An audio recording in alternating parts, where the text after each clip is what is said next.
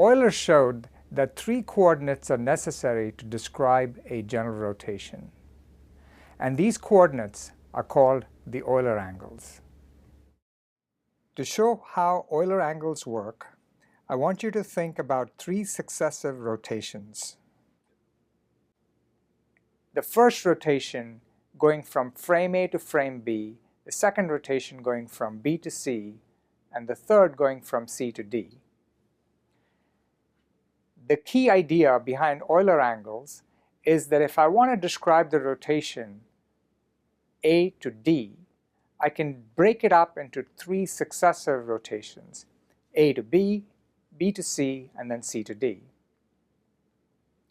And you do this by simply multiplying the intermediate rotations. You take the rotation from B to A, and then C to B, and then D to C, and you end up on the left-hand side with a rotation that goes from D to A. So in this picture, you see that the first rotation about A1 is through the angle psi. It's a rotation about the x-axis, and that allows you to get to B1, B2, B3. The second rotation is about the vector B2, and that gets you to C1, C2, and C3.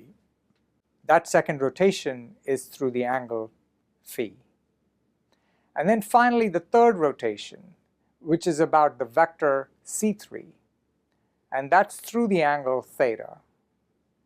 So by simply multiplying rotations about the x-axis through psi, the y-axis through phi, and the z-axis through theta, you end up getting the net rotation, which is from frame A to frame D. Again, you want to remember that the nomenclature here refers both to displacements and to transformations. So if I look at a rotation with a superscript A and a subscript D, it serves 2 purposes. It can transform vectors written in terms of D1, D2, D3 into a vector whose components are written in terms of A1, A2, A3. It can also refer to the fact that a rigid body has been displaced from its initial orientation at frame A into its new orientation at frame D. The 3 angles that you see here are roll, pitch, and yaw angles. Imagine a vehicle whose axis is oriented along A1. The first rotation is a roll rotation. The second rotation is a pitching motion about the second axis, which is B2. The third angle is a yaw rotation, and that is about the third axis, which is C3. Euler said that any rotation can be described by 3 successive rotations about linearly independent axes. So if you have 3 Euler angles, like the angles I just described to you, you can deduce from them a 3x3 rotation matrix. The question you want to ask yourself is if the reverse is true. In other words, for every rotation matrix, is there a unique set of Euler angles? In other words, does this map between the 3 coordinates, the 3 Euler angles, and the rotation matrix, is this map 1-to-1? And the answer is no. It's almost 1-to-1, but there are certain points that are analogous to the North Pole and the South Pole on the Earth's surface at which the Euler angles are not well defined. This set of Euler angles is often called the XYZ Euler angles, and that's because the sequence in which these rotation matrices are multiplied relates to a rotation about the x-axis, followed by the y-axis, followed by the z-axis. You can also have other types of Euler angles. This particular one is called the ZYZ Euler angles. So again, the first rotation is about the z-axis. You rotate about the z-axis through phi. And then the second rotation is about the y-axis through theta. And then the third rotation is a rotation about the z-axis through psi. Notice that every rotation occurs about a body fixed axis. Once you complete the first rotation, the second rotation about the y-axis is now about a new y-axis, because the first rotation rotated the original y-axis into a new position. Although you have two rotations about z-axes, the question you have to ask is, are they the same z-axis or different? In other words, are the three axes linearly independent? And you can see that the two z-axes are not collinear, they are independent. If this condition is satisfied, then the three angles are Euler angles, and they can parameterize the set of rotations. Note that if you have an Euler angle that is 0, in this case theta being equal to 0, you might run into problems. So theta equal to 0 would cause the two z-axes to be collinear. As a result, you will not have the condition of linear independence.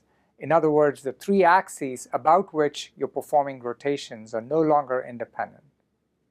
So theta equal to 0 is analogous to being at the North Pole or the South Pole on the Earth's surface.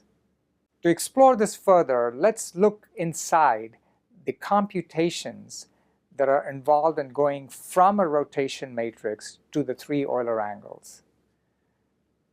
I'm assuming I have a known rotation matrix, a set of 9 numbers. I want to recover the three Euler angles, phi, theta, and psi.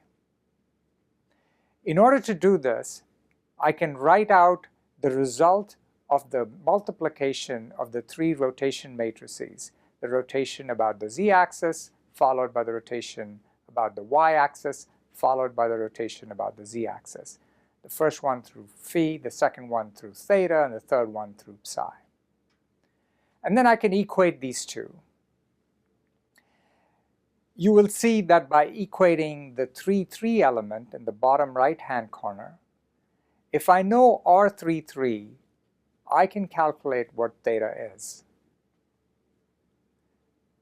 So that equation tells me what theta is. Likewise, if I know what theta is, I can look at the 3,1 element and calculate what psi is. In fact, there's a second equation that also gives me the same information. The 3,2 element also tells me what psi is if I know what theta is. And then finally, the 1,3 element and the 2,3 elements tells me what phi is. Knowing what theta is, I can calculate phi from these equations. If the 3,3 element is non-zero, then we can go ahead and calculate theta. You calculate it by taking the inverse cosine function. Of course, the inverse cosine function has some ambiguity, and because of that, you don't know the sign of theta. It could either be positive or negative. But modulo that ambiguity, you can determine theta. And once you know theta, you can calculate psi and phi using the inverse tangent function. You will notice that we had two pieces of information for both psi and for phi. And because of that, we don't use the standard inverse tangent function. We use something called the A tan 2 function. The A tan 2 function helps us overcome the ambiguity that exists in inverse tangent functions. Unlike the traditional inverse tangent function, which only uses one equation to solve for an angle, here we use the fact that we have two equations for the same angle. The inverse tangent function A tan 2 allows us to do this. You will see from these equations that we have two sets of Euler angles. And this is true for almost all rotation matrices. These equations were derived assuming that the magnitude of R33 is not equal to 1, it's less than 1. So what happens if the magnitude of R33 is equal to 1? It can either be plus 1 or minus 1. In those cases, you can easily see that the angle theta is going to be equal to either 0 or pi. And you have two alternatives. In both these cases, you will see from the grouping of terms that the rotation matrices are functions only of the sum of two angles, phi and psi. In other words, it's impossible to determine either phi or psi uniquely. Given one, you can determine the other, but it's impossible to disambiguate between phi and psi because the groupings only contain terms that combine them. So when R33 is equal to either plus 1 or minus 1, you have infinite set of Euler angles. In most of our work, we use a different set of Euler angles. These are the ZXY Euler angles. And again, they're so called because the three rotation matrices we consider are the rotation about the z-axis through psi, followed by the rotation about the x-axis through phi, and then the rotation of the y-axis through theta. You should be able to verify by multiplying the rotations, you get a rotation matrix that has the form shown in this slide. We've seen for every set of Euler angles, you might have at least two solutions for Euler angles for a given rotation matrix. And at some points, you can have infinite solutions. What you really want is a second set of Euler angles to take care of the points at which you have infinite solutions. So this suggests that you might have many sets of Euler angles that you might want to consider so that you don't have a point at which you have infinite solutions. So the question that's worth asking is, what is the minimum number of sets of Euler angles you need to cover all of the rotation groups?